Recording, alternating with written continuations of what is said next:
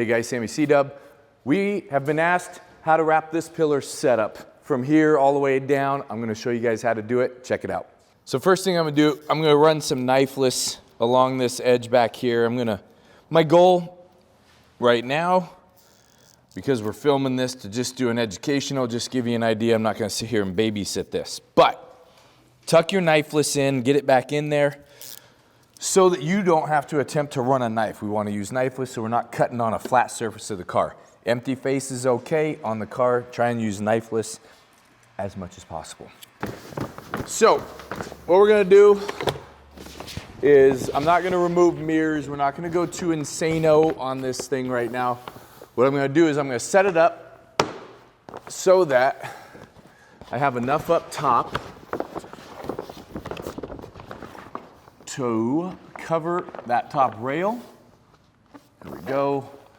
Give or take in that vicinity. So I'm gonna run like this, and I'm just cutting out right where our trim is at on this vehicle right now. So I'm gonna cut the trim right at the trim with a backing cutter. So here's the trim of the window. I'm wrapping that white, coming along here, and I'm keeping it pretty snug. And I'm just following, you can see, here's the door right here. I can go a little bit wider now, knowing where the door is at. And we'll just kind of do this quick. Here we go, we're gonna go like that. Reason we do that is now I can still wrap a door, wrap two doors. If I'm really, really careful, I can do two doors and not waste it. I'm gonna use a backing cutter. That's that tool. I'm just gonna tack that center edge so that I can bring this front.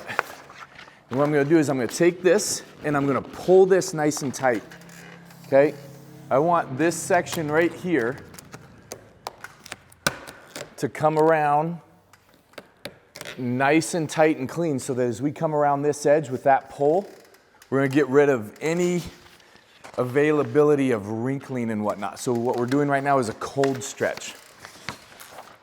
Then we're gonna come down here, and we're gonna do the same thing, and I'm just gonna pull this down nice and tight, give it a little tack, pin it. Down here, what I like to do is take this, stretch it out to this edge, bring it around nice and tight, bring it around to this edge nice and tight. That is gonna hook our corners and make this area shrink right up underneath. You can see the stretch on it. As I go up here, there's no wrinkling. All right, next, I'm gonna take this end right here, and we're gonna come to this corner, and the same thing we did down there, we want to do here. Mind you, I've got a big old rack here in the way, so it's a little bit tougher. What I'm gonna do is I'm just gonna take this and pull it nice and tight. And you can see my stretch. Take those, straighten it out. Same thing here, straighten that out.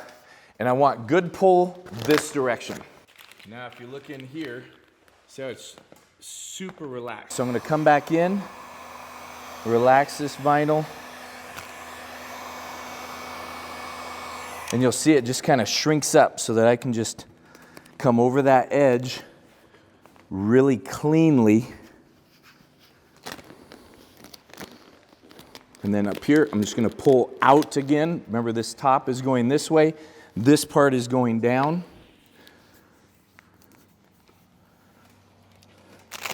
And then always come back in and relax that vinyl along your edge.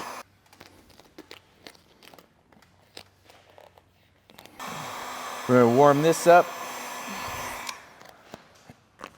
and get just a little bit of pull, and again, in and down so that we're taking out the bunching that can happen in the center. Should be able to hit this and it relaxes pretty cleanly right up.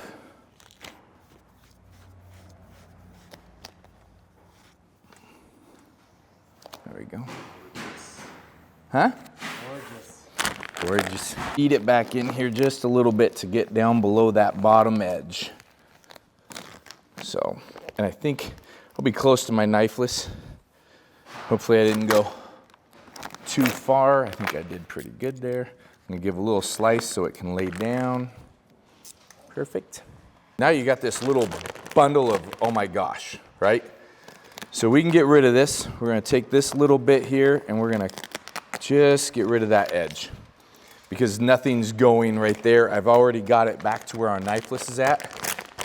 And I can take now and just get it to where I can pull in there. Now you'll notice I cut a C cut. I didn't cut an angled cut. That way if I give a little tug, this is not gonna rip, okay? I'm back to my knifeless right in there, which is perfect, right there. I'm gonna release this and give just a little bit of heat and let that relax.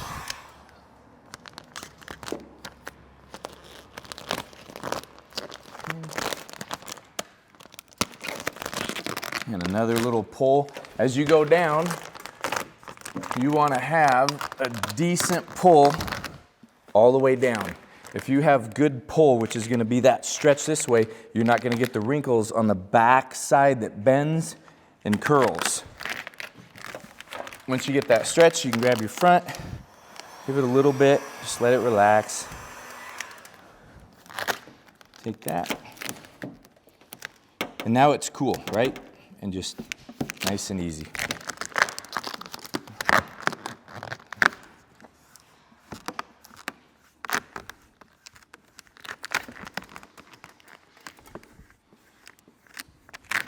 Now even there, I don't like those fingers. All it is a matter of just a little bit of relaxing it, and it's good.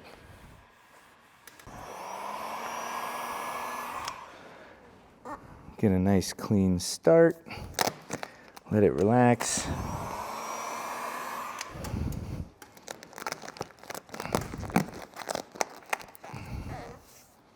All right, looks a little rough, but now that we have a good start around our edge, we're gonna pull it up and we're gonna relax this down as best as possible.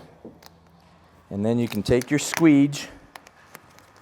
Nothing is too dramatic right here as far as wrinkles or anything. This is all pretty simple. There we go.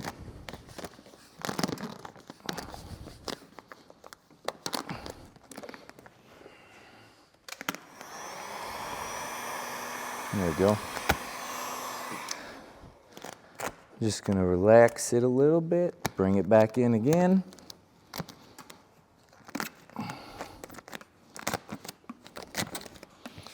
And having that ability, that stretch, allows us the availability of going all the way down this cleanly without a whole bunch of bunching as we go around that corner. This body line, so it's always good to just roll those in just a little bit, get that stuff down in there, feed it in there. Don't just always heat and press them or tent the product, right? So we want to let it have some relaxation so I can control it by moving in and out. I just want to keep tension so it doesn't wrinkle, but have it relax so I can just roll it in there. When we're all done, we'll go back through and you can use a glove, or a roller, but we'll go back through and we want to make sure we post heat that area, making sure it's good and set. Then from there, gonna pull again. Get a nice pull if you want to. If it's easier, you can't get good pull, a little bit of heat, a little bit of extra pull. If you heat it when you stretch it, you always want to make sure that you relax it.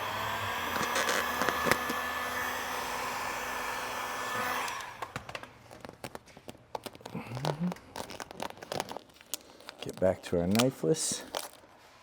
Right there, right there. Another little ridge down here that recesses in. So we're gonna heat it up let it relax, and feed that, oops, a little wrinkle, right in.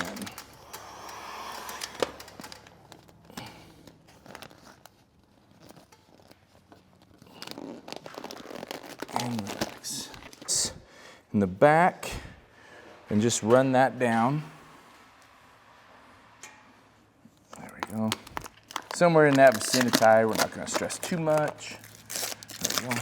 Pull that out. There we go. Now this, I was talking about how you can tuck it in. We have a little bit of tape on there. Here's the end. So if you just go about like this, and again, I put blue tape on there so that we're not cutting the rubber of the vehicle. Okay. Get rid of this piece, like that. All right, there, and we're gonna wrap that down and around. So we're gonna go like this, come up. Doesn't need to be perfect, it's gonna be behind there. So here's that rubber on the back, that gasket, right? So we can take this, and you can just go down this, you can hook this on there, come down, and as you come down, just run your squeege behind here.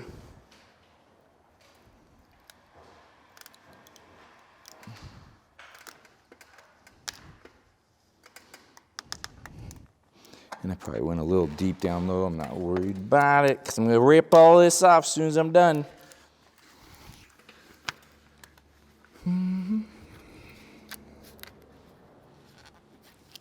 Now, you do want to make sure you go in there and heat that, make sure that sets nice. You don't want to just assume that it's down well.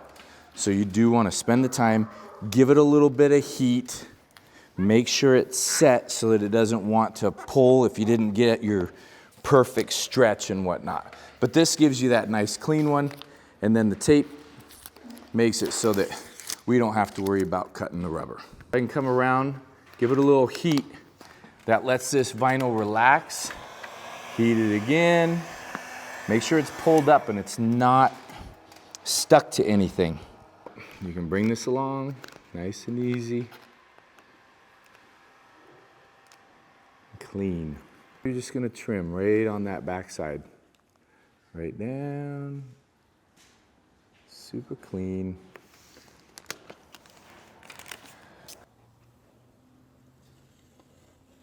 Talk about your empty face and everything. So right now I'm cutting on an empty face. So there's no metal behind me, at least not for a good solid 1/2 to 3/4 of an inch.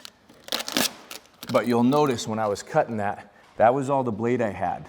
So as you're cutting in these so that you don't hit that interior jam, you can use the edge of the blade holder to kind of guide yourself along. So it just rests there as I cut. Then I don't worry about cutting anything behind there.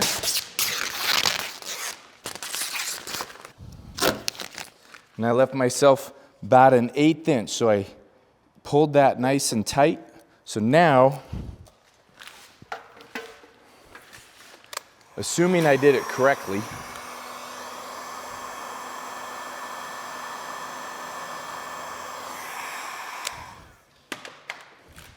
see how it's all relaxed and it almost wrapped itself in there. I can go back through and just push that down, and you'll see I rounded that corner so that when I come around here, it just finishes out super clean. Don't leave 90s on your corners because they won't end up the way you're wanting.